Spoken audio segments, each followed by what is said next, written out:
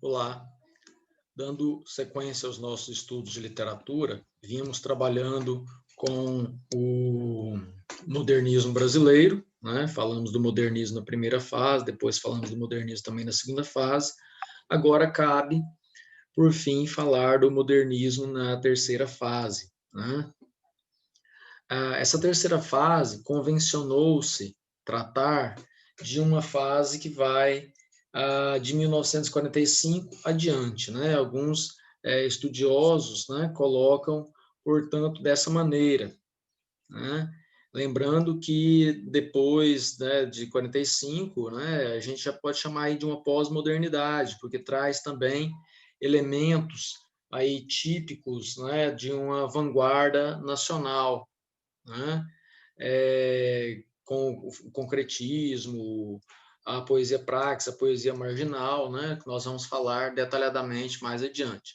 Mas, por enquanto, a gente vai focar, então, nessa geração de 45, né? Que se inicia ali em 1945, né? E para que vocês possam acompanhar, então, os estudos, eu separei alguns slides aqui para vocês. Vamos lá.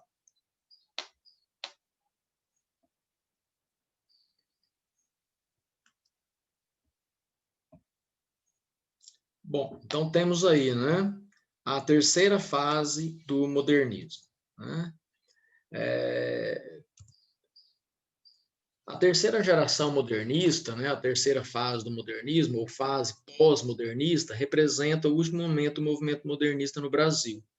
Também é chamada de geração de 45, né, vocês podem, né, localizar dessa maneira aí, né, vai aparecer tanto ou terceira fase do modernismo, ou terceira geração do modernismo, ou ainda geração de 45. Né? A última fase do modernismo começa em 1945 e se estende até 1980. E isso segundo alguns estudiosos também. Né? Então, diz aqui, alguns estudiosos preferem apontar o fim do modernismo na década de 1960.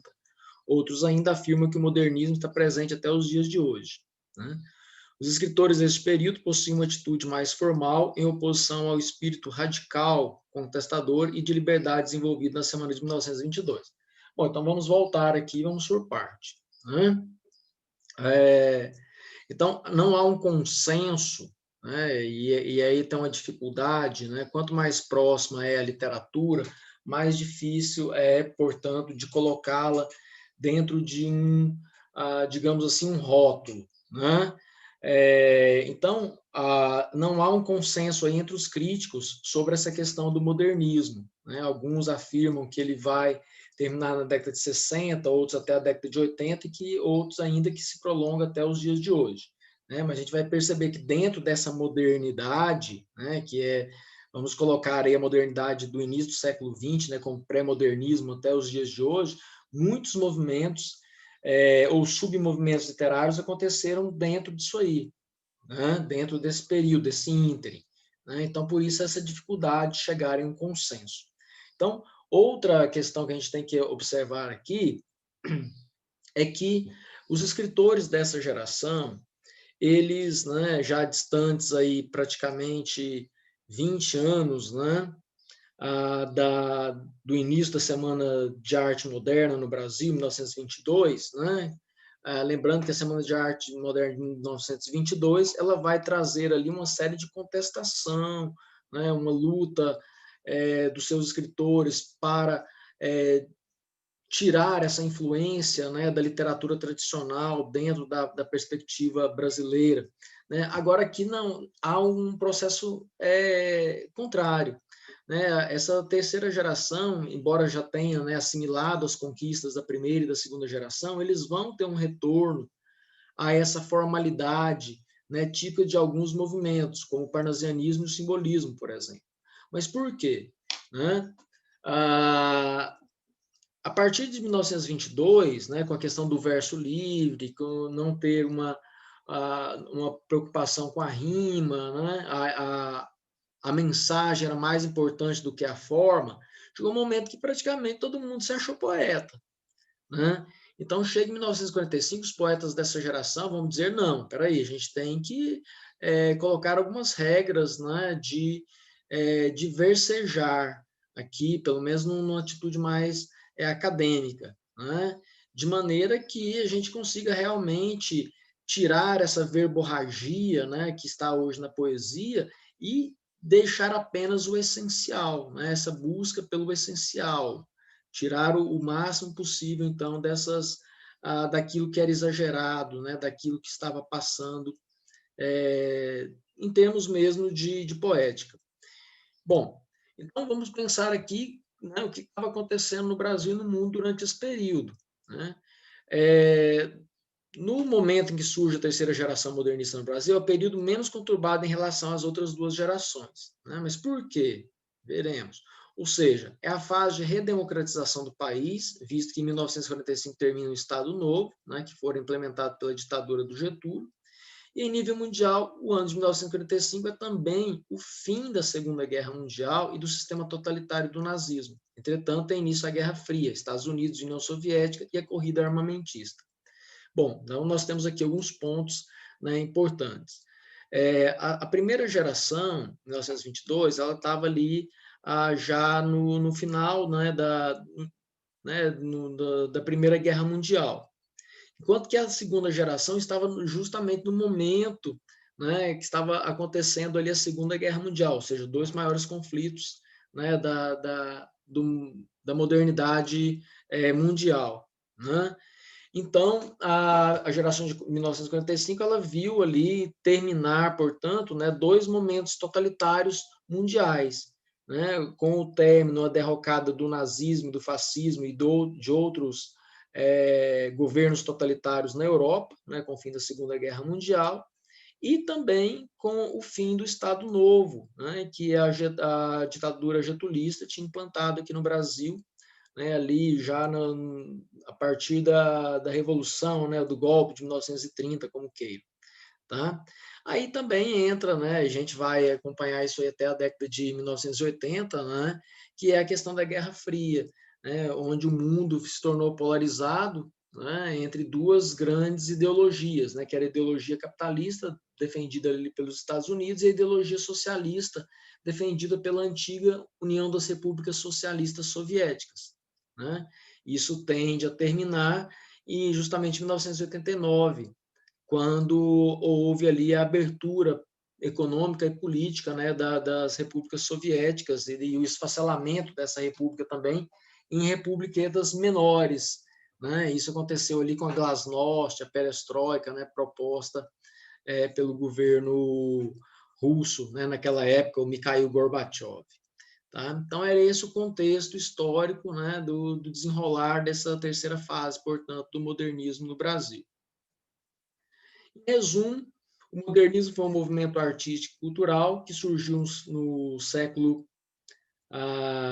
aqui tem um erro aqui de digitação, gente, perdoe, é no século, né, 20, né, vai falar dessa modernidade na Europa, né, porque está lembrando ali de Baudelaire, que já escreveu alguns textos, né, voltados para essa questão do modernismo. Mas o modernismo ele começa mesmo no início da década de 10 ali, né, do século 20, né, com as vanguardas europeias e com o modernismo aqui no Brasil em 1922.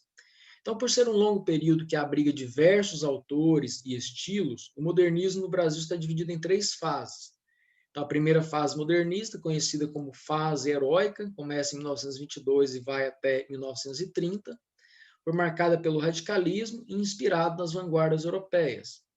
Nesse momento surgiram vários grupos modernistas, né, como o Movimento Pau-Brasil, o Verde Amarelismo, a Escola da Anta, né, o Movimento Regionalista, o Movimento Antropófago, né, tudo isso aí dentro dessa primeira geração, portanto. Na segunda fase modernista, que vai de 1930 a 1945, ficou conhecida como fase de consolidação. O movimento foi marcado pelo nacionalismo e regionalismo com predominância da prosa de ficção, que nós abordamos, inclusive, com Vidas Secas anteriormente. Então, a geração de 1945, no contexto da terceira fase modernista, já inclui aspectos pós-modernos. Por isso é também chamada de fase pós-moderna, com rupturas entre a primeira e a segunda fase.